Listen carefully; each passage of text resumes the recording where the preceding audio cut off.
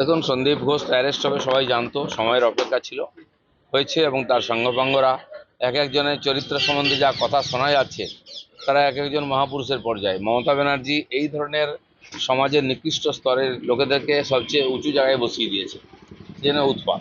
কালকে পর্যন্ত টিএমসি লোকেরা বলছে সিবিআই কি করলো, কজনকে অ্যারেস্ট করলো। কালকেই 4জন অ্যারেস্ট হয়েছে, তাদের ইচ্ছা পূর্ণ হবে।